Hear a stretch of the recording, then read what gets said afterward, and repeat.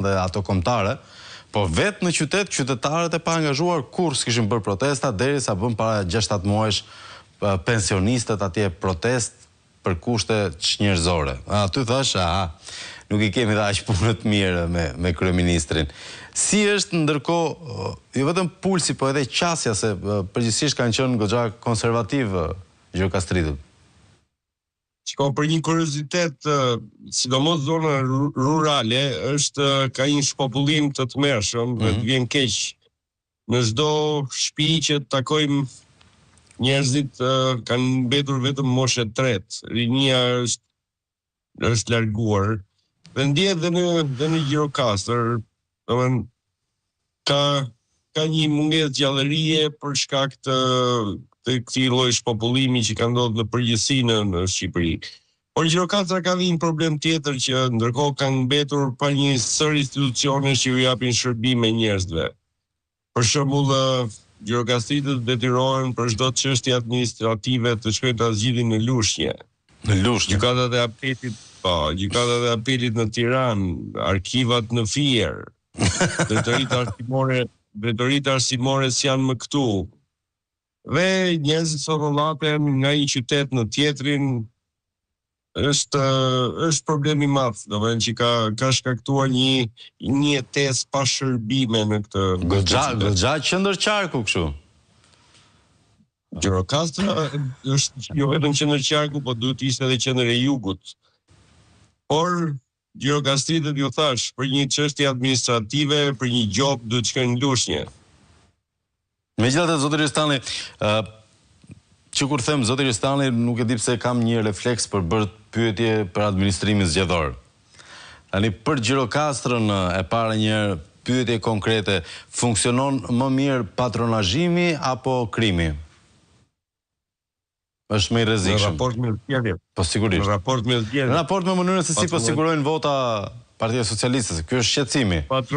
Tani nuk themi dot që po e bëjnë duke shtruar asfalt elektoral ose kaldrëm elektoral.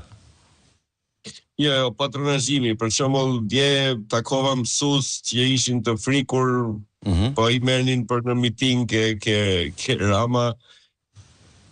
Po kështu infermier është në përgjithësi funksionon kjo pjesa e një lloj trembje të administratës për shkak të presionit të patronazhistëve të majt. E kuptoj. Megjithatë, më përmendët mësuesit, ka ndodhur 2 fatkeqësi njëra pas tjetrës në gjimnazin Siri Shaplo dhe në faqen e vet zyrtare, edhe absolutisht ngushëllim e familjeve, por në faqen e vet zyrtare shkolla vazhdon të publikojë aktivitetet politike të Ogerta Manastirliut. Është qëllimshme kjo gjendje që është krijuar sepse është ky lloj ambienti që ndoshta nxit edhe këto pasoja. Është një ambient i tërë, i dhunshëm, bullidhues, që vjen që nga retorika kryeministrore, që nga mënyra se si sillet në përgjithësi gjithë ambienti, që shkakton edhe pasoja të tilla tek fëmijët. Tani kjo është pyetje për kryetar KQZ-je. Zoti Ristani, në fushat, nëse do ishit ju kreu KQZ-s, a do e linit kryeministrin të fliste kështu pas një lloj mase? A dhe ka ndonjë kod, ndonjë ligj, diçka, se s'mund të jetë kjo normale, besoj. Patjetër që etika në këto raste nuk është vetëm problem zgjedhor. Etika është edhe problem që ka të bëjë qoftë me fyrjen, qoftë me elemente edhe të veprave që parashikohen dhe nga kodi penal. Por gjithsesi, kjo është që njerëzit, populli votuesit duhet ta kenë qendër vëmendjes dhe t'ia kthejnë me votë. Njerëzit duhet të kenë parasysh që votën e kanë një herë në 4 vjet. Vetëm një herë në 4 vjet ata mund të ndikojnë në jetën e tyre për ta bërë më të mirë apo për të ndryshuar pushtetin që i qeveris. Dhe një njeri i tillë është tashmë nën autoritetin e votës tyre dhe ata duhet të reagojnë në 11 maj. Mendoni se do reagojnë? Unë kam besimin që do reagojnë. Kam besim që do reagojnë. Kam besim, është e tepërt. Do me thënë, në fakt është në strategjinë të majtës që për të mbajtur njerëzit në komand, në diktatin e tyre, duhet t'i varfërojnë, t'i mbajnë me dru, t'i tallin, në mënyrë që ta kenë më të lehtë për t'i nënshtruar dhe për t'i drejtuar sipas interesave të tyre.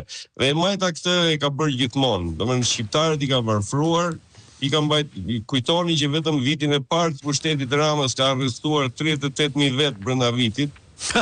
Sepse pikërisht kjo lloj strategjie që ata kanë për t'i mbajtur me dru, edhe për t'i varfruar dhe tani edhe për t'i tallur. Shiko, jemi në fushatë elektorale dhe Rama ofron Dajren, ofron Nosrokun, ofron Qirikun, ofron fotot e veta nudo. Edhe Tërmet Peçin, që është në këtë vazhd. Tu përmblidhet edhe disa personazhe të tilla që Gjirokaca i mban mend që kanë dalë me kapuç për t'i vjedhur rrugëve. E më se një çik në Kakavika dal, nuk është se... Është e gjitha kjo lloj situate që shqiptarët duhet të reagojnë dhe do të reagojnë, sepse është vërtet shumë, është tepër. Mendoni se ky Tërmeti do mbaroj punë para se t'i vi dita mandatit? Për spakun kam parasysh se ka ca vjedhje barbare Tërmeti ande nga... Ka dhe Tërmeti 5 tënë e vetore. Edhe Tërmeti mëre ka 5 tënë e vetë. Kjo banda i duhet mbaroj punë me njerë, nuk mundet më në kuris